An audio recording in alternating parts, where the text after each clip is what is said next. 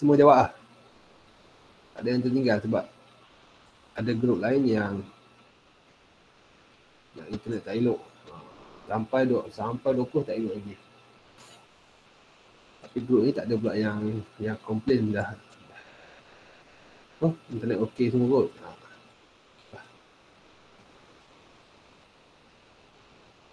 Okey. Hari ni kita akan buat kuis. Kemudian saya akan biarkan kamu berbincang dalam kumpulan untuk selesaikan bab 5 dan kemudian bentang. Okey. Kemudian kamu perlu bentang bab yang kelima.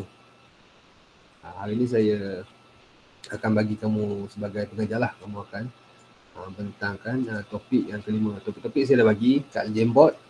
Jadi lepas ni kamu boleh buka link Jamboard kat e-learning tu, dah masuk. Dan buatlah kamu punya ikut kreativiti masing-masing dan huraikan selepas dah siap Jamboard tu. Okey, untuk permulaan kelas ni kita mulakan dengan kuis bab yang keempat terlebih dahulu. Doktor. Ya, apa dia? Jai doktor.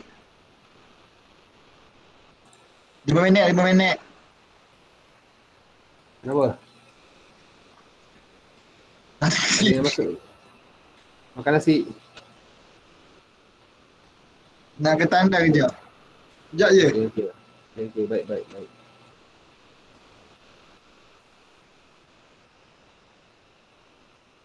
Okey, soalan UHIS bab yang keempat. Kita tunggu kawan kita masuk dulu.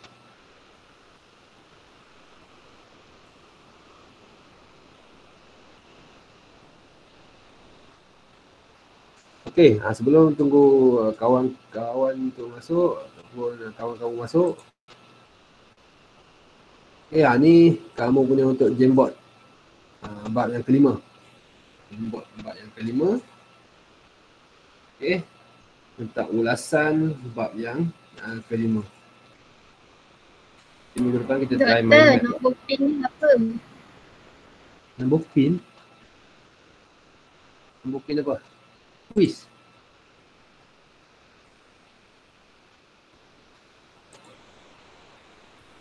Nombor pin apa tu? Quiz. Oh, belum buka lagi. Ni, tunggu saya tekan ni dulu. Ni saya tekan. Okey. Sekejap.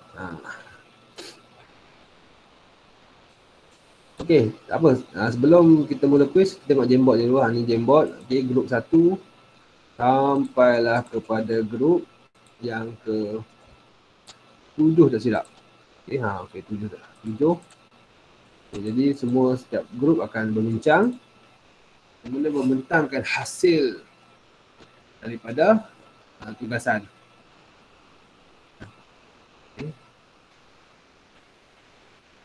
Ini, okey, nanti lepas habis ni saya akan masukkan kamu punya hasil Jamboard ke dalam e-learning. Jadi semua orang boleh akses apa yang kita dah belajar dalam bab yang kelima daripada hasil kamu punya huraian dan kreativiti. Kalau ada maklumat tambahan nak masukkan, boleh masukkan. Dialu-alukan supaya semua orang boleh belajar tentang bab metafizik. Okey. Ni kalau jelas semua, kita mulakan dengan kuis.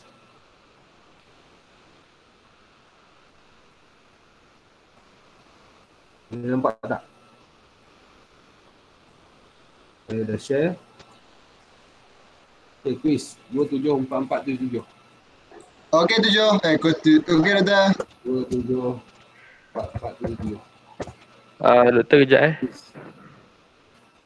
Okay, saya bagi masa 5 Doktor, minit. link ada doktor link. Link apa tu?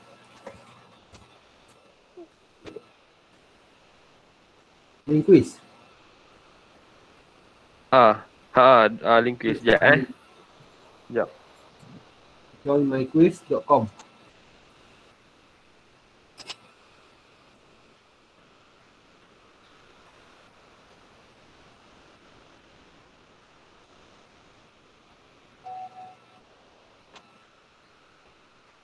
Okay, sini kita cari top 5 macam biasalah. Kita cari top 5 untuk kita bagi markah tambahan. Sambil-sambil belajar, sambil-sambil dapat markah, sambil-sambil berseronok lah. Habis tengok dia. Okey doktor.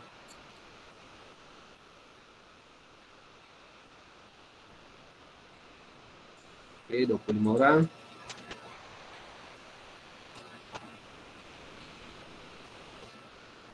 Okay, kita ada 39.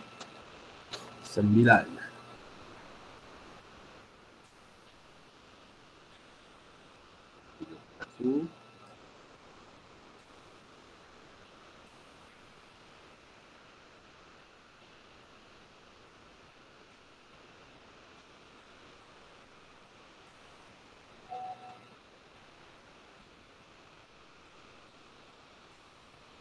Kelas attender boleh ambil kat dia ni Saya tak.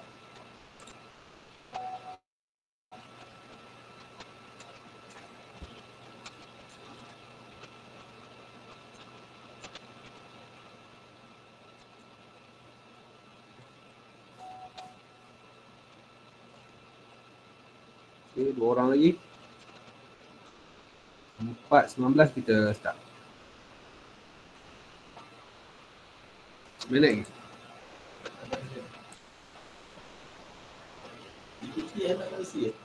Ada lagi tak?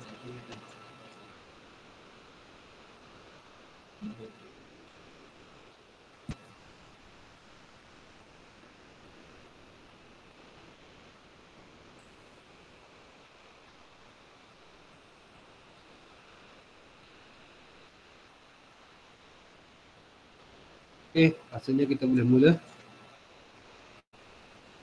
Okay, selamat bersoal jawab. Start. Okay.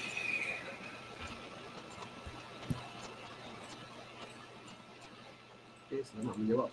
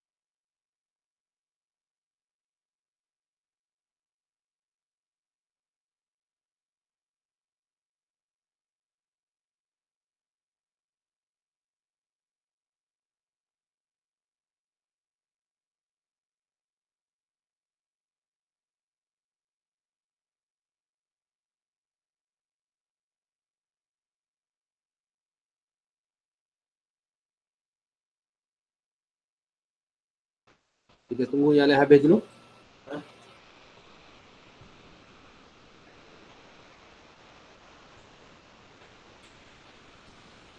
Okay, kita tunggu yang lain habis dulu.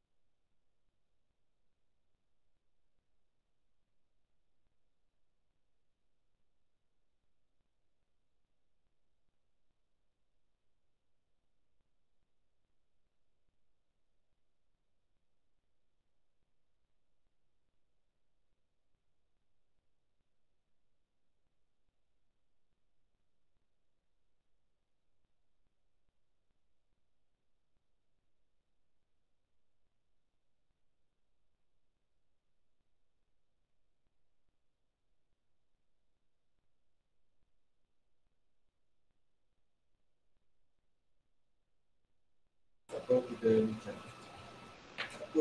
Antara bahasa Arab bukannya guys.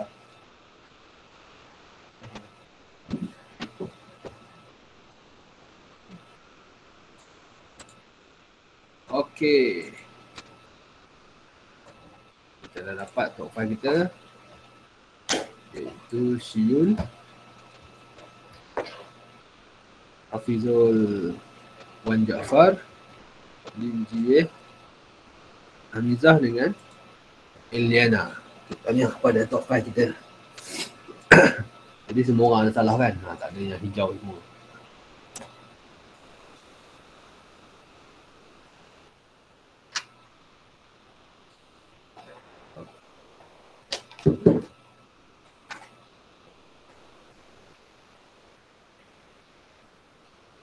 Okay, I will end this session.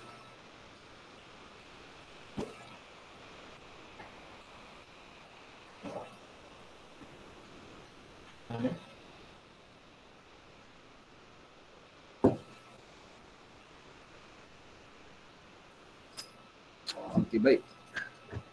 Boleh dengar ke suara saya? Boleh.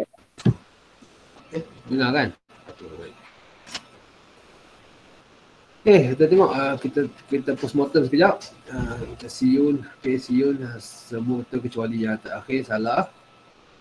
Okay, betul dua dan bawah salah lebih daripada dua lah. Okay. Tak ada yang betul semua. Dan akurasi kita dapat 57% sahaja. Jadi quite low lah kan. Yang hanya sedikit, hanya 7% daripada setengah. 57% saja. Tak dapat 60. Kalau yang group lain 58. Tak ada lagi lah yang 40. Biasanya lebih lah daripada setengah. Yang menjawab semua soalan dengan betul. Ada satu grup tu 62%. Itu tinggi sikit lah. Okay, kita review question sekejap untuk kita tengok, untuk kita ulang kaji balik apa yang kita dah belajar dalam bab yang keempat. Okay, bab keempat yang pertama adalah tentang Jerry. Okay, jasmani, emosi, rohani, intelek. Okay, yang salah adalah inspirasi. Yang kedua, 3 bentuk tugas hidup yang asal menurut Adler kecuali naluri. Ramai yang jawab seks, 11. Ini salah lah. Okay. Ini yang disebut tugas hidup oleh Adler. Yang setiap orang ada tugasnya, setiap orang ada nalurinya, okay, keperluannya, setiap orang ada pada masyarakat. Kecuali naluri lah. Okay, yang tu bukan bentuk tugas daripada Adler. Dan ini konsep insan sejahtera, majoriti betul. Okay, manusia ni menghadapi banyak masalah. Okay, kemudian yang mana bukan pengaruh neoliberalisme dalam pendidikan. Dalam pendidikan dia bukan sebagai bentuk ideologi. Dia bukan pengaruh neo dalam pendidikan. Okay, ramai yang pilih sampang dua mata. Dalam pendidikan, neoliberalisme ni ada sampang dua mata. Dia tackle daripada sudut pendidikan dan juga sebagai satu sudut lain adalah ekonomi. Dia panggil homo economicus, manusia yang mempunyai nilai ekonomi. Kemudian yang manakah bukan maksud neo? Yang mana bukan maksud neo? Ini neo bertentangan dengan FPK, Falsafah Pendidikan Kebangsaan. Ini adalah maksud neo. Setiap bidang tu ada nilai pasaran. Manusia ni manusia yang ada nilai ekonomi dan dia merupakan bentuk ideologi politik ekonomi. Kemudian yang mana bukan cadangan yang betul, iaitu kalau swasta tidak perlu dikuatkan silibusnya ataupun dia punya pengukuhannya untuk kita mengukuhkan kepaduan kaum. Itu bukan cadangan yang wajar lah. Okay. Kemudian yang mana bukan batas dalam penggunaan akal, iaitu tidak boleh berfikir tentang zat Tuhan. Ini jawapannya salah. Ini pernyataan yang salah lah. Tidak boleh, menurut Islam tidak boleh berfikir tentang zat Tuhan. Batasan akal tu tidak boleh sampai berfikir tentang zat Tuhan. Itu batas dalam penggunaan akal. Kemudian pernyataan yang salah tentang roh. Roh perlu diisi. Okay, roh itu perlu diisi. Yang manakah bukan kepentingan emosi? Majoriti betul, iaitu bukan untuk aktiviti sosial. Bukan kepentingan emosi. Dan kemudian kenyataan yang salah tentang jasmani. Jasmani tadi kepada manusia itu kenyataan yang salah. Okay, jasmani ada berkaitan dengan fizikal, jasmani adalah berkaitan dengan kesihatan, jasmani adalah berkaitan dengan bakat dan kemahiran teknikal. Kerana itu manusia. Jiwa, roh merupakan nadi kepada manusia. Itu sedikit sebanyak 10 soalan tentang topik yang keempat. Okey, baik. Jadi tanya kepada top 5. Jadi kita ada quiz yang kelima, quiz bab kelima, keenam, ketujuh dan ke-8. Dan kita ada 4 topik lagi lah untuk cover. Kita selesai topik yang kelima ni, jadi kita ada 3 topik lagi untuk habis syllabus falsafah dan isu semasa. Okey, baik. Selesai untuk quiz. Saya dah rakamkan video ni, nanti saya akan tengok ulang untuk tahu siapa yang menang. Okey, untuk topik kelima, okey, kamu boleh masuk dalam link saya bagi ni, link Jamboard bab yang kelima. Okey, untuk aktiviti pada petang ni lah. Petang ni kita buat aktiviti sikit, jadi kita tak perlu nak bersyarah. Okey, untuk petang ni semua orang perlu masuk dalam grup masing-masing. Okey, dalam grup sini, jadi ambil masa dalam setengah jam ataupun 40 minit. Biasanya top 35 minit lah, orang siap lah. Okey, untuk 35 minit ambil masa, kamu buat ulasan tentang setiap topik yang saya telah saya bagi ni. Ikut grup lah. Dalam G3 ni makna grup 3. Buatlah tentang rumusan hubungan insan dengan alam. Dan di akhir nanti, dalam contoh pukul 5 nanti, tiap kumpulan perlu membentangkan finding. Kamu perlu bagi ulasan atau bagi presentation kepada rakan-rakan kamu kembali. Okey, boleh? Boleh doktor.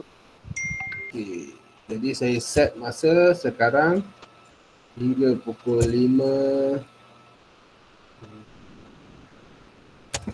5 minit.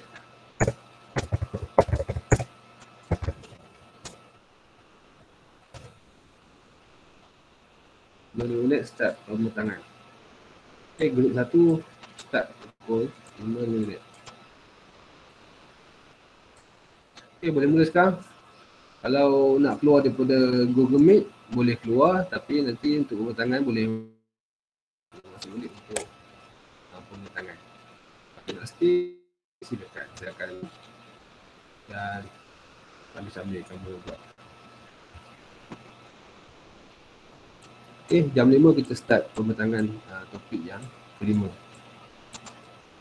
Kalau ada nak tambah maklumat tambahan daripada luar, nak tambah data untuk kualiti masing-masing, nak bagi maklumat tambahan, sila sangat-sangat diadu-adukan.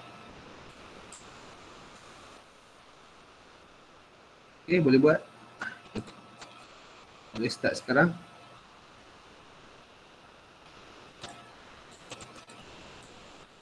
Boleh start sekarang.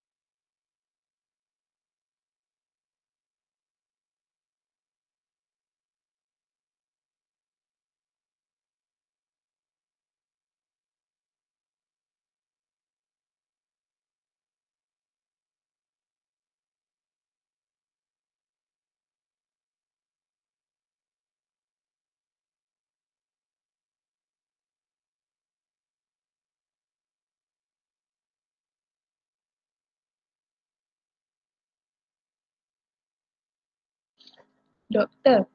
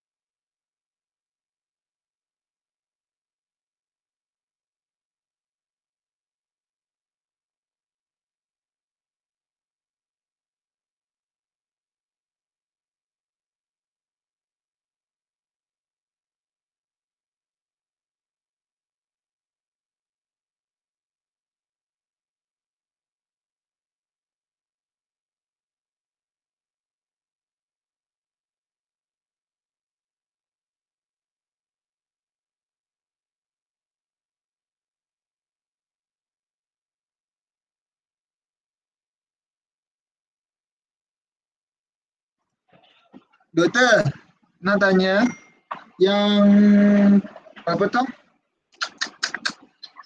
Yang jembok tu kan sengaja doktor tak buka untuk edit ke kita orang buat ke tempat lain dulu? Saya tak buka untuk edit ke? Kita orang tak boleh cantik-cantik. Kita orang tak boleh edit, tak boleh tulis dalam tu. Sekejap, saya tengok. Sebab we masuk apa kena ada permission dulu daripada doktor. Okey. Tengok boleh tak? Sekejap Terima kasih doktor.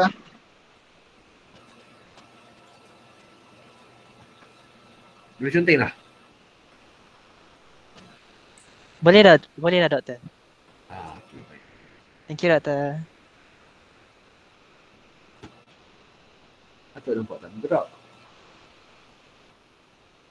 Boleh salah setting. Okey, dah nampak conteng dulu.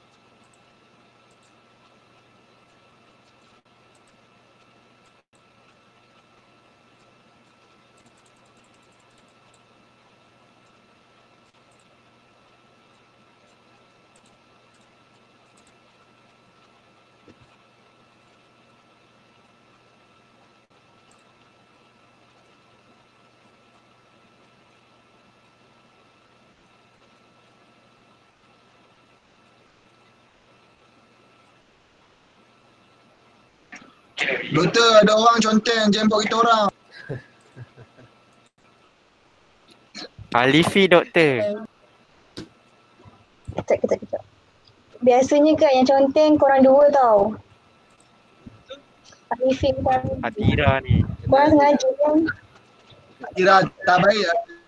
Buat macam tu. Lagi, ya Allah. Tak serius je. Lawak-lawak juga. Kenapa aku buka-buka tu senteng? Tak nak Tak. gaduh. Kita nak gaduh. Cuma aku tanya je lah. Tak tanya. Hafizul ni.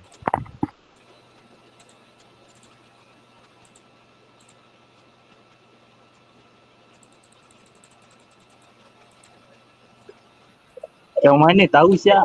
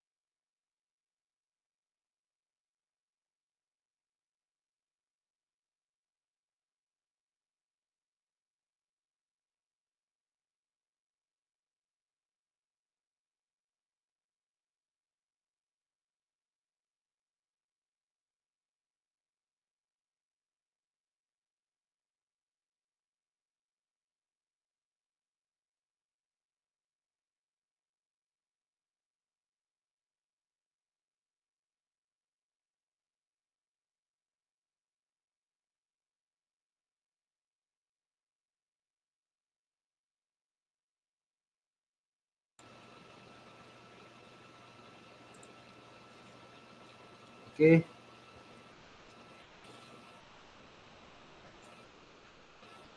Okey, dah siap semua?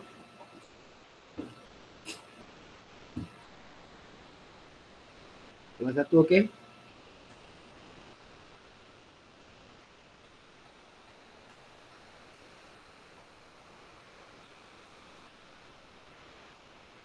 Nombor 1 dah siap? Dah, doktor. Okey, baik. Okey, jadi kumpulan 1 bentang kan. Okay, bismillah start.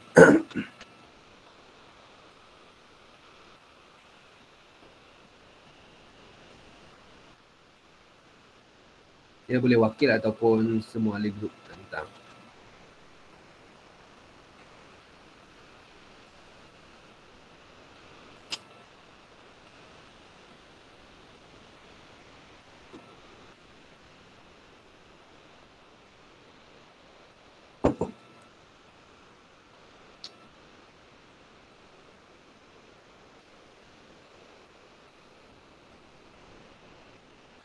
Boleh mula kumpulan 1?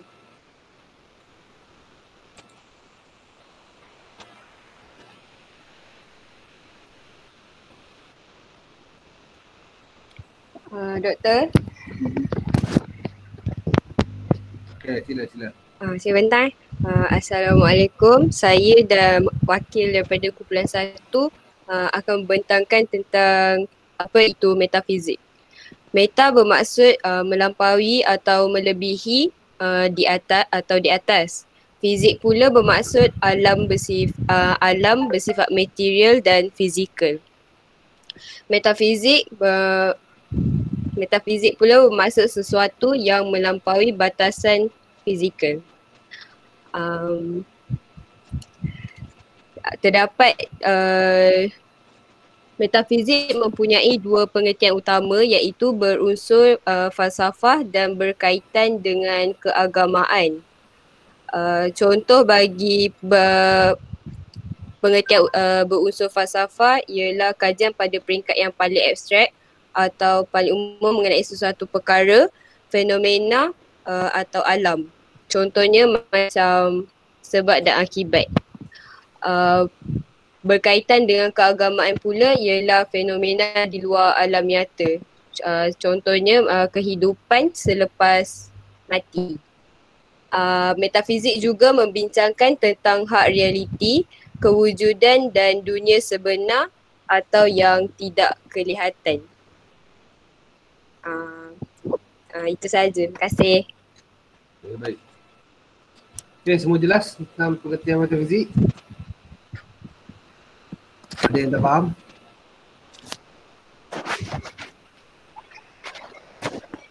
Jadi saya rasa semua boleh faham apa itu pengertian metafizik. Dia tak apa teknikal mungkin. Jadi beritahu apa yang melampaui batasan dunia ni.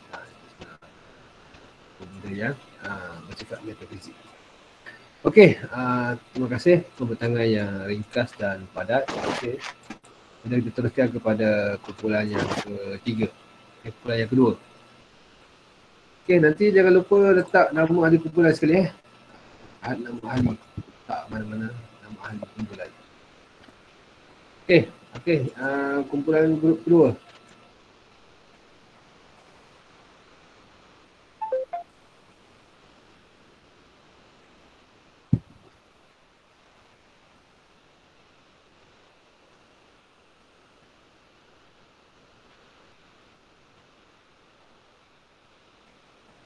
Grup kedua. Boleh sama ada wakil ataupun semua di grup ni. Assalamualaikum doktor. Saya akan terangkan tentang teori-teori metafizik, iaitu dia mempunyai materialisme, teori idealisme, teologi dan yang lain. Okey, saya terangkan materialisme. Materialisme ni ialah mereka mempercayai bahawa semua perkara adalah berjirim dan nyata, dan semua perkara yang berlaku adalah berdasarkan perkara yang nyata sahaja. Sebagai contoh, seperti gunung. Materialisme yang juga menolak bahawa adanya agama dan Tuhan, kerana agama dan Tuhan tidak boleh dilihat dengan nyata, maksudnya tidak boleh dilihat secara kasar. So seterusnya saya serahkan kepada ahli kumpulan saya.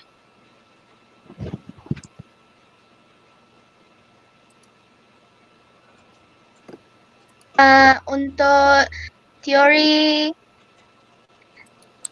teologi metafizik keagamaan ialah mengaitkan alam semesta dan segala kewujudan di dalamnya serta berlaku untuk sesetengah tujuan. Teori ini juga menolak fahaman materialism. Teologi juga merangkumi material dan idea dan tidak hanya terhad pada jasad. Ianya melibatkan perbincangan mengenai Tuhan atau Dewa.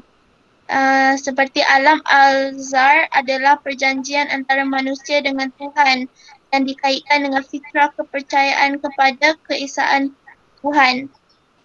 Dia punya bukti dia ada pada ayat 172 ke 173 surah Al-Araf.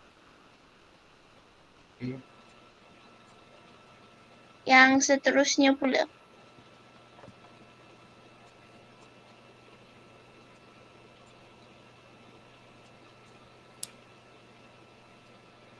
Okey, seterusnya.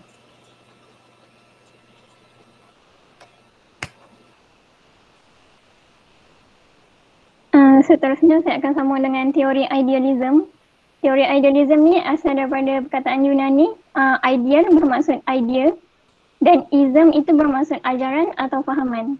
Maksudnya idealism ni merupakan ideologi tentang fahaman atau pemikiran. Idealism dia menekankan kepentingan fikiran, jiwa dan kerohanian. Dan idealism juga menganggap manusia mempunyai sama ada jasad dan akal atau jasad, akal dan roh. Ini adalah kata-kata daripada Van Scott, seorang ahli falsafah. Okey. Seterusnya. Next. Seterusnya teori mekanisme. Mekanisme berasal dari kata dalam bahasa Yunani yang bermaksud mesin untuk membuat sesuatu. Teori mekanisme menyatakan semua kejadian hasil dari kuasa mekanikal bukan dari akibat usaha.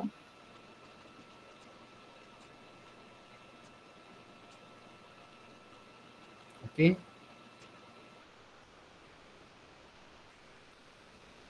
Dah habis dah?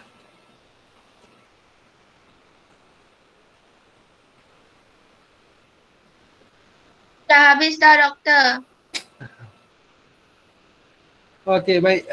Nanti rasa boleh tambah lagi. Okey. Boleh tambah lagi.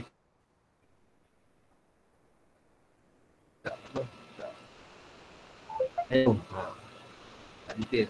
Mungkin kalau bukan buat dalam sticky note ni boleh tulis saja. Nampak dalam bulatan.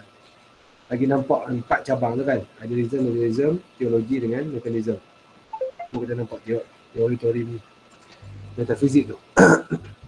Secara detail. Okey, kalau boleh masukkan tokoh dia sekali. Untuk setiap jenis teori. Okey, baik. Pertentangan daripada grup yang kedua. Okey, jangan lupa masukkan nama ahli grup sekali. Kemudian kumpulan yang ketiga pula. Okey, boleh mula kumpulan ketiga.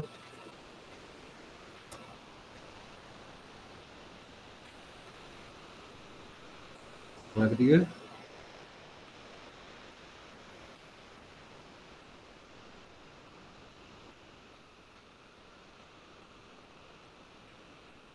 Assalamualaikum warahmatullahi wabarakatuh. Selamat petang. So saya akan explain pada insan dan alam. Jadi untuk hubungan dengan alam ini, hubungan insan dengan alam, kita dapat kategorikan ada 5. So insan dan alam manusia, iaitu manusia boleh fikir melalui akal. Jadi manusia ni boleh memikirkan sama ada baik atau buruk, dan juga boleh memikirkan sama ada pembaharuan yang dia boleh lakukan. So insan dan alam juga adanya zaman ketamadun dalam sejarah. So sebelum ni kita boleh tahu dan beberapa fakta yang di mana kita ni ada dalam sejarah buku teks daripada sekolah lama pun ada mengatakan tamadun sejarah yang kita belajar. Jadi ada pelbagai tamadun lah. So untuk insan dan untuk yang poin yang keempat ni, adanya fizikal tubuh badan kita yang mampu melakukan tugasan harian. Okay. So saya akan paskan kepada group member yang lain untuk explain.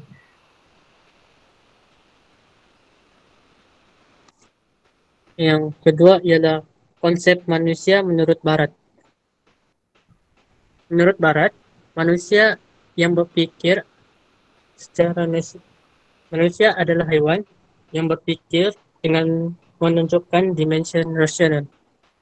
Yang kedua, manusia juga adalah makhluk yang datang dari langit ke bumi, iaitu tentang Adam yang termakan pujukan syaitan sehingga dicampakkan ke bumi.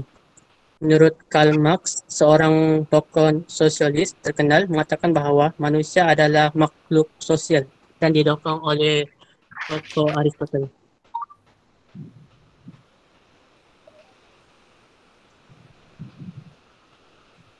Next. Seterusnya, konsep manusia menurut Barat bagi berdasarkan falsafah materialisme yang menganggap bahwa dunia ini tidak ada selain material atau alam. Oleh itu, manusia adalah makhluk alamiah. Makhluk alamiah di sini maksudnya manusia tidak boleh lepas dari alam. Contohnya, manusia tu perlukan alam untuk hidup. Manusia perlukan oksigen dari alam untuk bernafas. Lepas tu, dorang perlukan material untuk kelangsungan hidup. Macam tu. Lepas tu, falsafah materialisme juga berpandangan bahawa elemen yang penting bagi manusia bukanlah akal atau roh, sebaliknya terletak pada dimensi usahanya.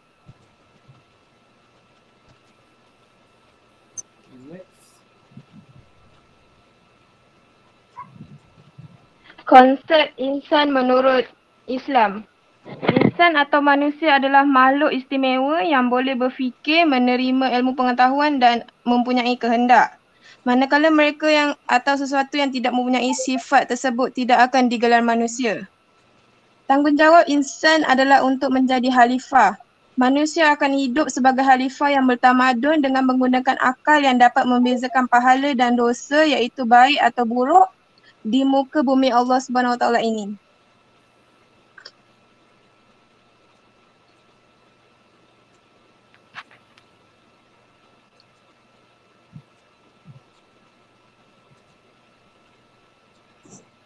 Dan definisi alam iaitu didefinisikan sebagai kumpulan jahar yang tersusun daripada benda dan surah iaitu bentuk yang ada di bumi dan di langit. Alam juga dipakai dengan maksud dunia iaitu merujuk kepada bumi dan segala yang ada padanya dan yang ada di langit. Alam terbagi kepada dua, iaitu alam zahir dan alam batin. Alam zahir ni dia lahirnya pahaman materialisme dan sebagainya. Manakala alam batin ni lahirnya pahaman ataupun agama. Agama teisme dan juga animisme. Istilah alam semesta dipakai oleh Al-Quran dengan ungkapan al-samawat wal-ard wa ma bainahuma, iaitu langit dan bumi, segala isi yang ada antara keduanya. Dan juga dalam surah Al-Ma'idah, iaitu Allah menyebut, dan kepunyaan Allah sahaja kerajaan langit dan bumi serta segala apa yang ada di antaranya. Sekian itu saja. Okey, kesimpulannya.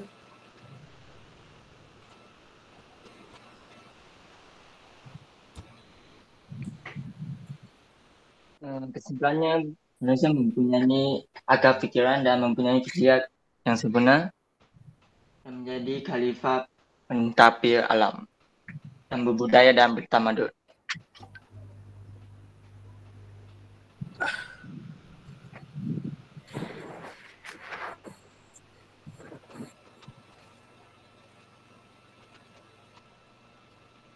Okey, terima kasih kepada grup yang ketiga. Dan saya rasa ada lagi yang tak cukup poin buat kita tak nampak secara jelas tentang hubungan insan dengan alam ni. Kalau kamu kena tambah lagi poin-poin tu supaya dia nampak relate lah dengan topik ni, hubungan insan dengan alam, mana secara zahir ataupun secara batin. Okey, baik. Nanti boleh baiki lagi sebelum saya copy ataupun download sebagai PDF untuk letak dalam e-learning. Okey. Seterusnya grup keempat. Hubungan insan dengan Tuhan.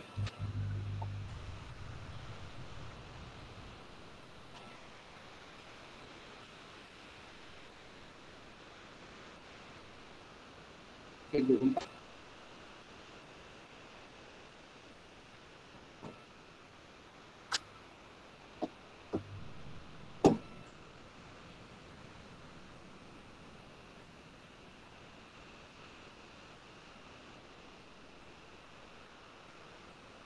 Grup 4. Betul tak?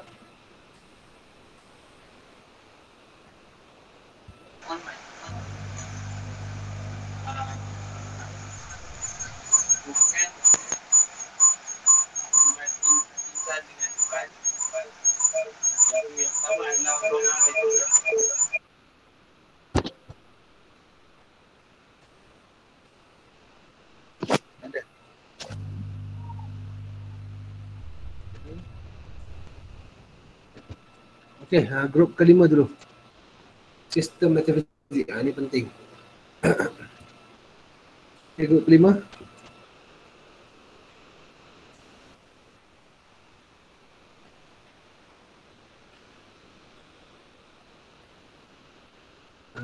Alifi, Dasrik, Khairul, Syamil, Zahira, ada wakil.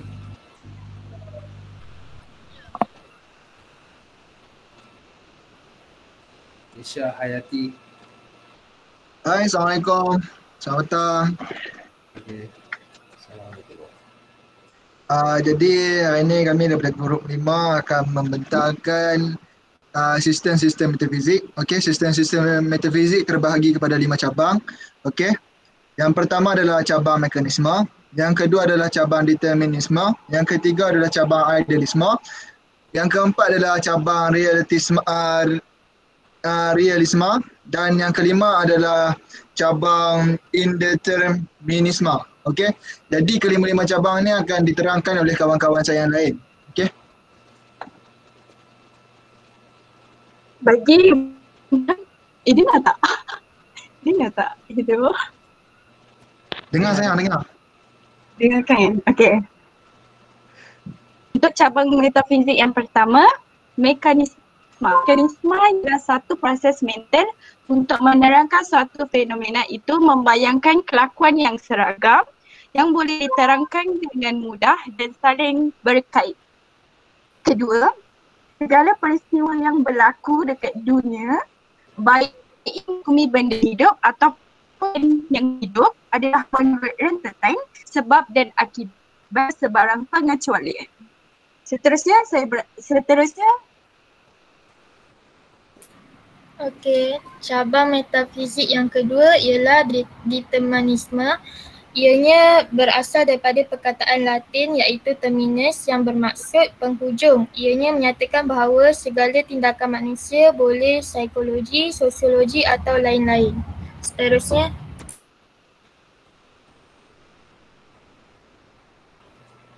Seterusnya adalah idealism.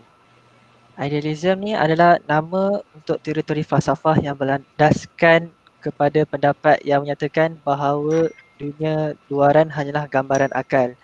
Idealism ni adalah dia pertama kali digunakan dalam dunia falsafah oleh Leibniz pada awal abad ke-18.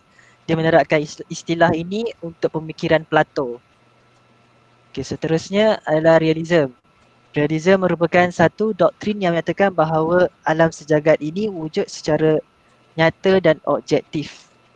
Dunia luaran ni yang nyata ni dan kewujudannya merdeka daripada akal pengetahuan manusia. Tidak boleh diakui adanya sesuatu perkara di sebalik alam nyata jika ia tidak boleh dibuktikan dengan pengalaman. Penganut fahaman ini juga berpendapat bahawa manusia mempunyai keupayaan untuk menerima perkara yang agak serupa antara satu sama lain. Seterusnya. Okey, yang terakhir sekali adalah indeterminism. Indeterminism ni adalah antithesis, iaitu berlawanan kepada determinisme. Mengikut fahaman ini, tidak semua tindak tanduk manusia boleh diterangkan secara sebab dan akibat kerana manusia mempunyai hak. Segala fenomena di alam ini tidaklah semata-mata bergantung pada hukum sebab dan munasabab sahaja. Hukum sebab dan akibat dibatalkan oleh kejadian yang berpunca daripada perbuatan diri sendiri. Ia tidak bersebab kepada keadaan sebelumnya dan ia tidak melibatkan Tuhan. Kebebasan memilih merupakan sesuatu yang spontan untuk mencapai kebahagiaan atau kebaikan. Itu sahaja, sekian, terima kasih daripada kumpulan 5. Okey, apa-apa soalan boleh diajukan?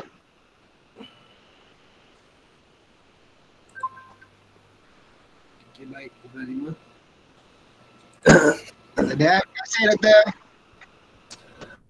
Okey, kemudian kumpulan 4. Kumpulan 4 dah ready? Belum? Dah. Okey, terus. Okey. Saya nak cakap tentang hubungan insan dengan Tuhan. Hubungan insan dengan Tuhan ni ada dua. Hubungan horizontal insan dengan hubungan vertikal insan. Saya akan cakap pasal hubungan horizontal insan. Dia ada 3 kat sini. Mekanism, determinism dengan realism. Okey, apa tu mekanism? Mekanism tu ialah proses mental untuk menerangkan fenomena. Dia seragam dari sudut kelakuannya. Kalau yang determinism ni dia tindakan manusia yang boleh diterangkan secara sebab musabab atau mengikut hukum yang ditetapkan. Lepas tu dia terbagi kepada 2, iaitu intrinsik, iaitu setiap kejadian berlaku disebabkan diri sendiri. Yang kedua adalah ekstrinsik, iaitu setiap kejadian boleh berlaku disebabkan oleh faktor luaran. Maksudnya di luar kawalan manusia. Dan yang terakhir ni adalah realism, iaitu dia alam yang wujud secara nyata dan objektif.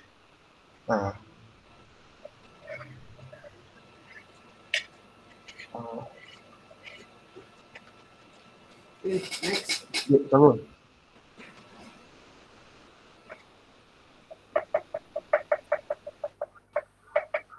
Hubungan vertikal insan terbagi kepada 3.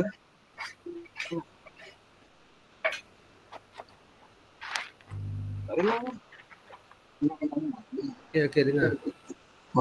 Hubungan vertikal insan terbagi kepada 3. Yang pertama adalah theism, adalah fahaman bahawa Tuhan itu wujud walaupun kewujudannya tidak dapat dikesan. Yang kedua adalah monotheism, pula bermaksud Tuhan itu esa, dan polytheism, iaitu Tuhan itu lebih daripada satu. Manakala atheism adalah fahaman realiti alam tidak wujud, yang wujud hanyalah material, iaitu barang, seperti berhala. Okey. Seterusnya, orang seterusnya ya. Hanif.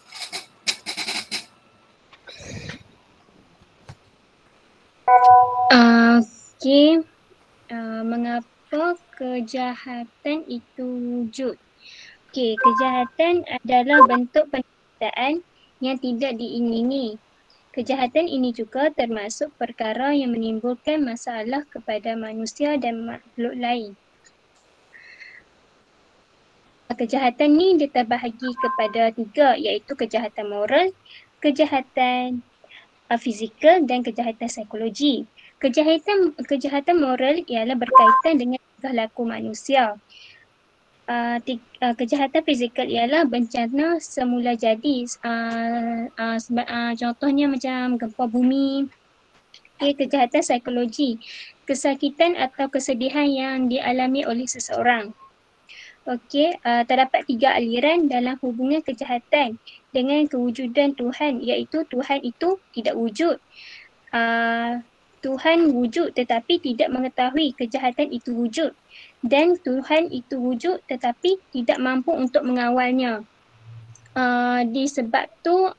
Disebabkan ni kejahatan ini timbul sebab mereka menganggap Tuhan itu tidak wujud, Tuhan itu tidak boleh mengawal tingkah laku mereka. Kesimpulan God and Evil ialah agama Kristian menyatakan Tuhan tidak wujud kerana kejahatan wujud, tetapi agama Islam menyatakan Tuhan memang wujud walaupun kejahatan itu berlaku. Itu saja. Ada lagi? Seterusnya, apa itu agama? Yang pertama, agama ialah sistem kepercayaan, amalan dan ideologi manusia. Yang kedua, sesuatu institusi yang dipercayai. Yang ketiga ialah sikap dan perasaan seseorang terhadap satu kuasa gaib. Maksudnya, agama ini adalah kepercayaan yang dipegang oleh seseorang individu untuk menjalani kehidupan mereka. Seterusnya, beza agama dan kepercayaan ialah agama merupakan sesuatu sistem kepercayaan, tetapi tidak semua sistem kepercayaan adalah agama. Kepercayaan setiap agama dan kepercayaan ini juga terhadap Tuhan adalah berbeza mengikut bagaimana kewujudan Tuhan itu ataupun sifat Tuhan itu. Saja. Okey, terima kasih kepada grup yang keempat. Jelas hubungan manusia dengan insan, hubungan insan dengan Tuhan, itu agama, tersebut hubungan dan kejahatan dan agama. Kemudian kita pergi kepada grup seterusnya. Grup ke-7. Grup ke-6. Grup ke-6. Grup kedua terakhir. Assalamualaikum. Kejap ya. Okey.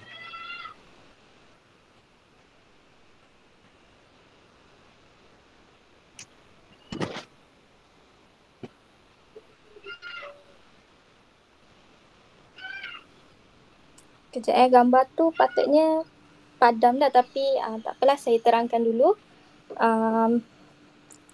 Okey. Yang gambar tu sebenarnya adalah Auguste Comte. So, dia adalah salah seorang falsafah yang memperkembangkan ilmu metafizik lah.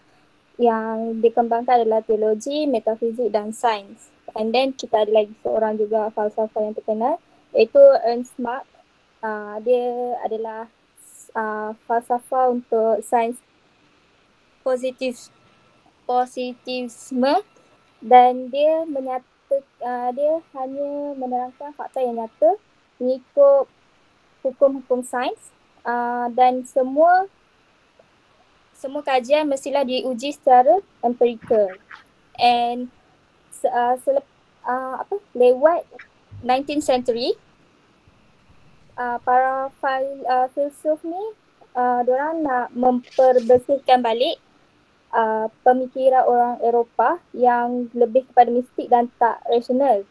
So memula diorang tolak semua benda yang tak boleh disahkan dengan secara empirikal lah, dan tak ada pengalaman tentang, maksudnya tak ada apa-apa bukti tentang perkara yang diorang sebutkan tu. Macam contohnya penyembahan batu ke macam tu kan. So dia akan hapuskan benda tu. So sains akan menggantikan metafizik dan dinamakan saintisme. Akan diterangkan oleh kawan saya. Okey, seterusnya ialah saintisme. Saintisme ni merupakan ideologi materialistik yang menyamakan seluruh realiti dengan material. Saintisme juga merupakan anti-metafizik. Mereka percaya bahawa metod dan pendekatan sains dapat diterapkan dalam segala hal. Sains juga merupakan cara pandang dunia yang paling otoritatif atau yang paling berharga sehingga menyingkirkan cara pandang lainnya. Saintisme juga mengalihkan kepercayaan orang terhadap agama dan mewujudkan pandangan dunia baru. Okey, seterusnya.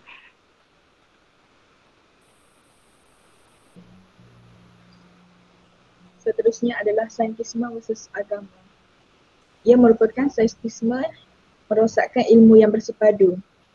Untuk terselamat daripada saintisme, kita perlu menghargai dua aspek asasi kecerdasan, iaitu kecerdasan geometrik dan kecerdasan rasa hati. Keseimbangan harus sentiasa dipelihara antara dua arah bertentangan akal manusia. Ibnu Al-Arabi, Al-Sharani dan Al-Zabidi merumuskan terdapat tiga tertib ilmu yang diistilahkan ilmu Al-Aqil, ilmu Al-Ahwal dan ilmu Al-Asbab.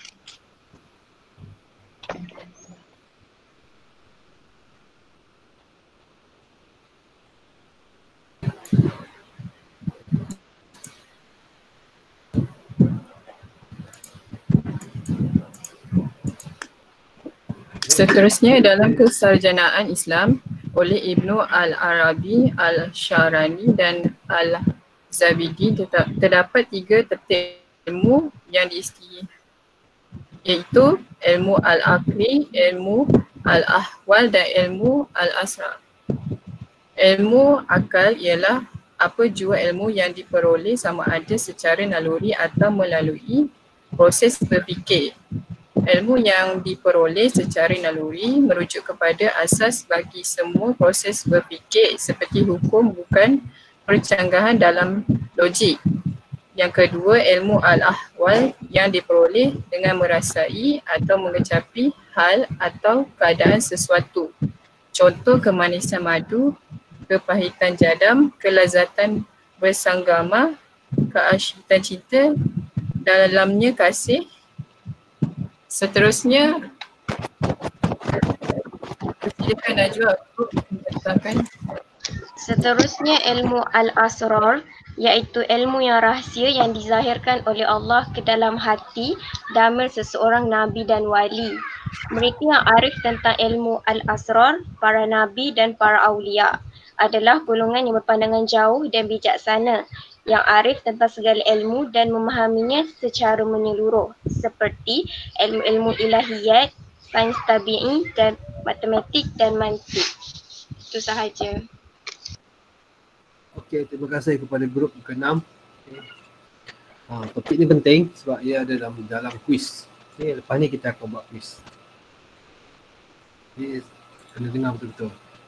Ini yang kawan mahu terangkan. Okey, duduk terakhir rumusan. Rumusan ni kena padu sikit. Grup ke-7. Hello. Ya, okey. Boleh dengar.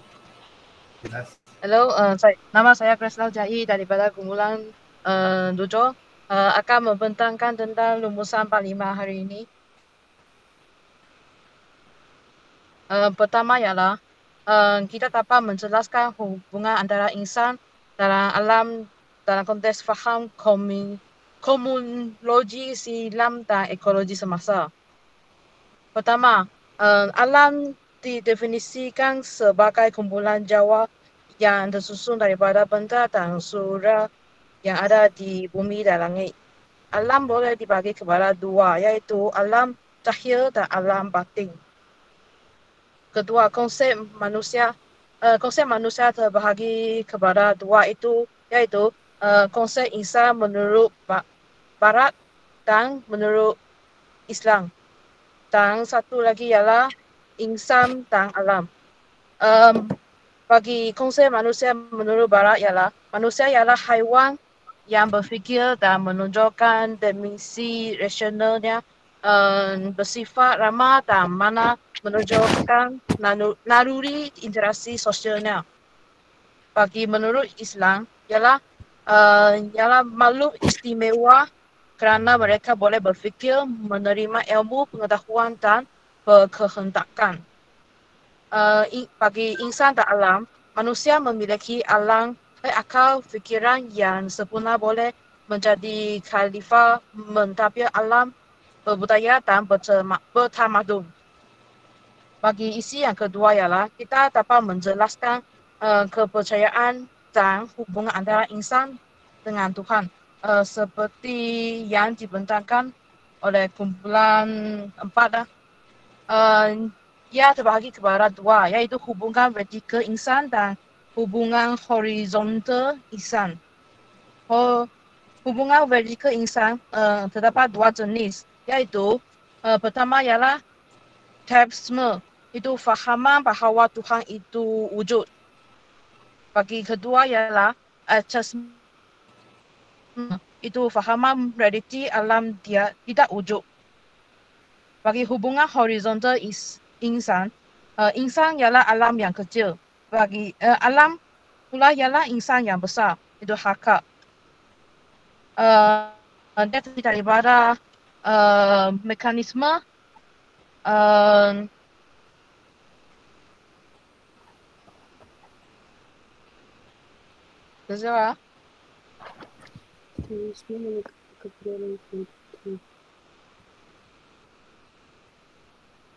iaitu daripada mekanisme dan realisme. Mekanisme ialah alam manusia diandai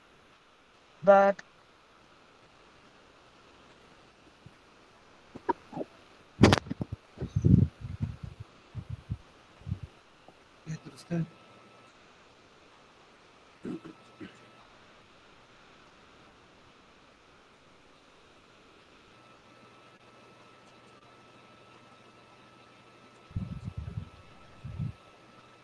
Teruskan. Isi yang ketiga adalah kita boleh menghuraikan pembentukan dan perkembangan sistem-sistem metafisik seperti yang dibentangkan oleh grup 5. Dan 5 cabangan metafisik yang utama ialah mekanisme, determinisme, idealisme, realisme dan indeterminisme.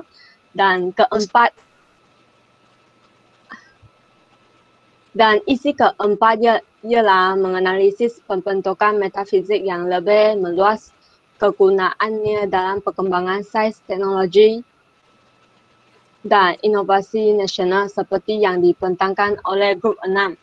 Dan isi yang lain ialah Auguste Comte, yaitu teologi dan metafisik dan sains. Dan saintisme mempercayai bahawa pendekatan sains terdapat di dalam kehidupan kita. Terima kasih. Okey, terima kasih kepada topik kepada kumpulan yang terakhir, kumpulan 7. Alhamdulillah. Okey. Harap semua dapat faham.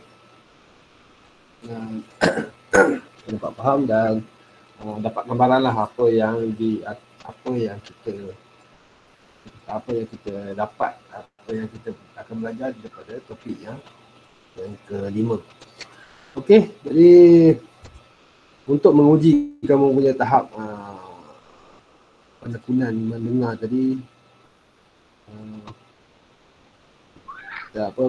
faham slide tadi, kita buat quiz sikit lah. Kita buat quiz untuk topik yang kelima.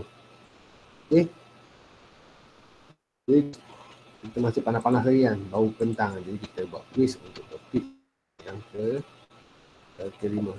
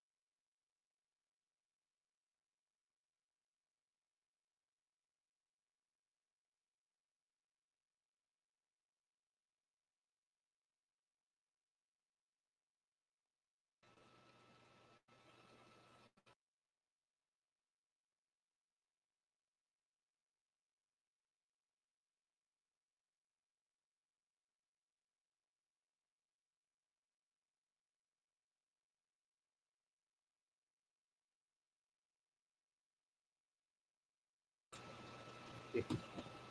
Baik, boleh dengar tak? Boleh. Jadi setelah kita belajar nanti tentang topik yang kelima, tiba masanya untuk kita uji kamu punya tahap tumpuan, kefahaman, dan masih fresh lagi tentang topik yang kelima, kita buat quiz sikit.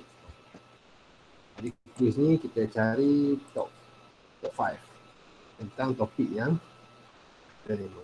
Jangan risau soalan tu susah pun. Jadi benda-benda yang penting yang saya dah tekankan tadi, benda tu ada masuk dalam quiz. Okey, boleh masuk ke quiz 106626.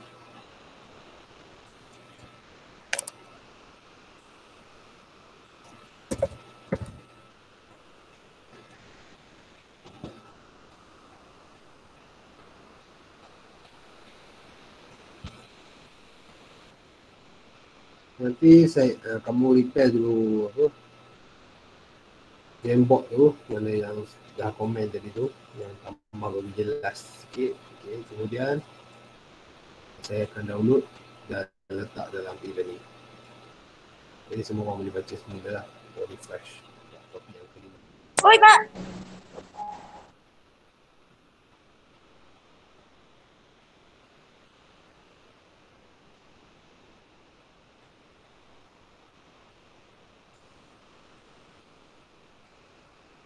Okay, lagi.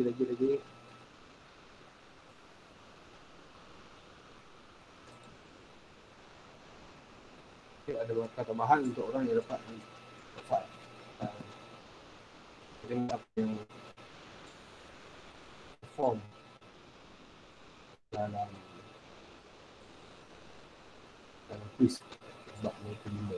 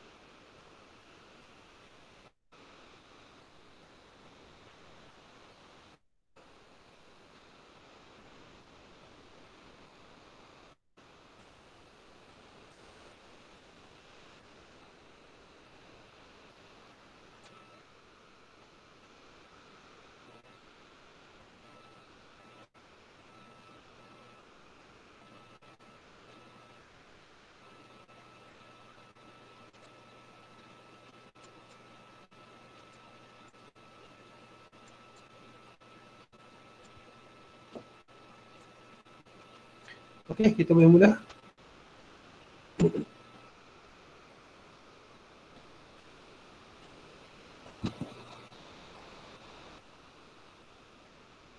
Okey, selamat berjuang.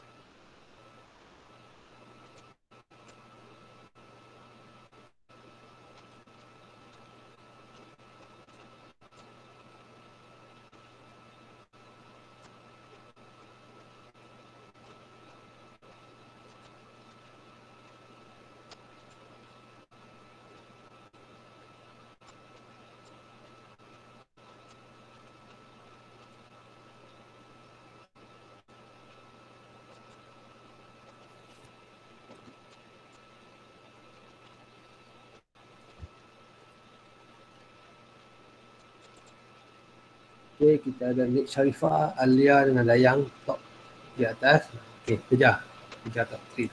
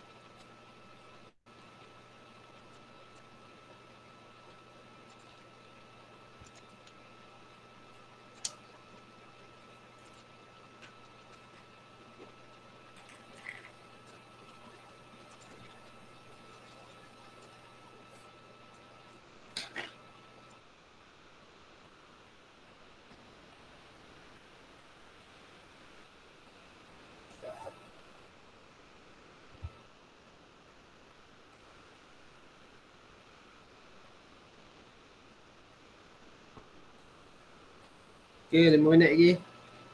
Pukul 6 kita stop.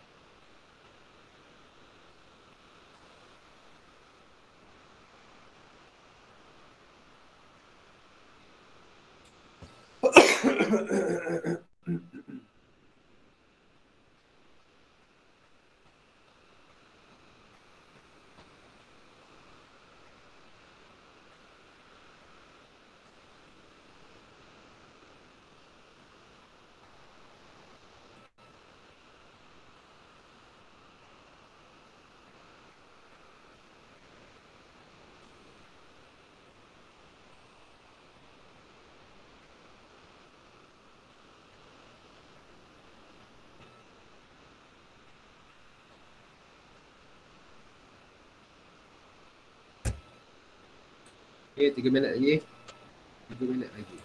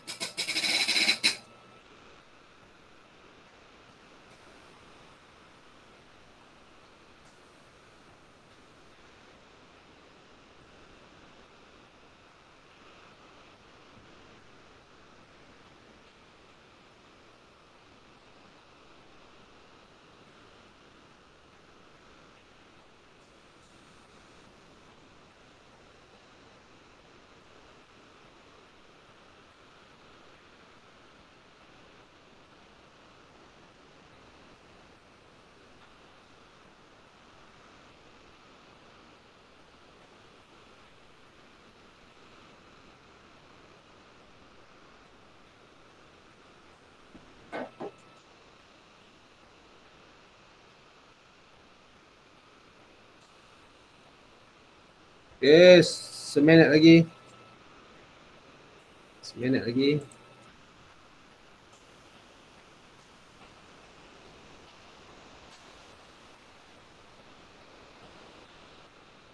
Tu ada Eliana belum habis lagi tu.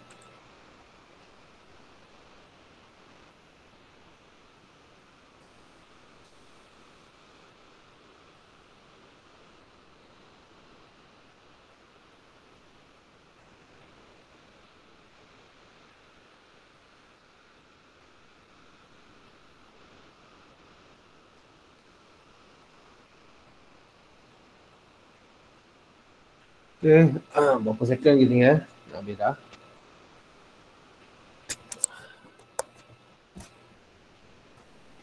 Eliana boleh jawab tu. Kalau jawab tu boleh potong tu, apa Alia.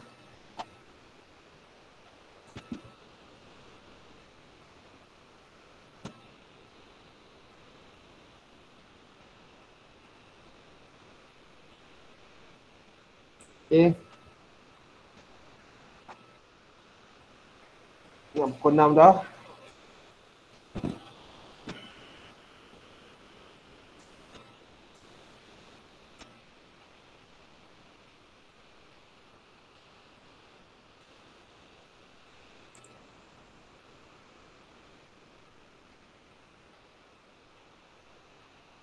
Baik.